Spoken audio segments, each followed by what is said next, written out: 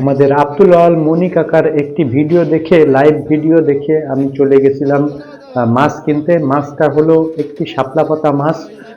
অনেক ওজন ছিল, অন্তত প্রায় একটা গরুর মতো ওজন, মানে গরুর থেকেও বড় বলা যেতে পারে। মানে 5 মণ ওজন শুনছিলাম মাছটির। বিভিন্ন জায়গা কেটে ছোট ছোট টুকরো করে মাছটি বিক্রি করা হয়েছিল।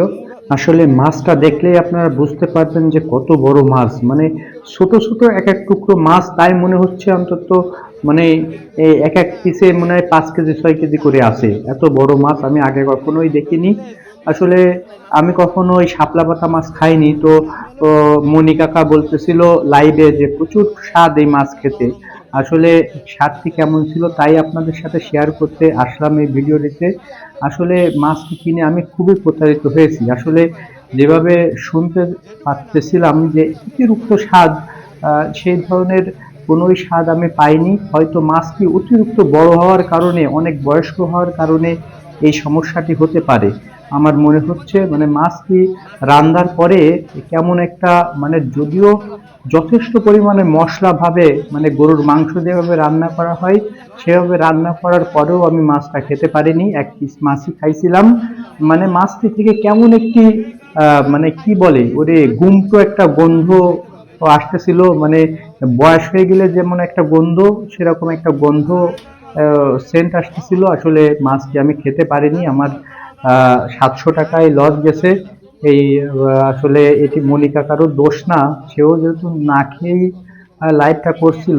আসলে আমাদের তো দেখে শুনে নেওয়ার বিষয় আছে। আর ভাগ্যটাই খারাপ ছিল, মাছটি ওরকমই ছিল এই জন্য। আসলে আমি যা ভাবছিলাম তার ধারে কাছেও মাছটির স্বাদ ছিল না। আমার মাছটি আসলে আমিও এবং আমার পরিবারের কেউই ভালো করে খেতে পারিনি। কেমন একটি গুমটো গুমটো গন্ধ। আসলে হয়তো মাছটা অতিরিক্ত বয়স হওয়ার কারণে এমন অবস্থা হয়েছে বলে আমার মনে হয়। আসলে ছোট থাকতে হয়তো মাছটি খেলে স্বাদ ভালো লাগতো।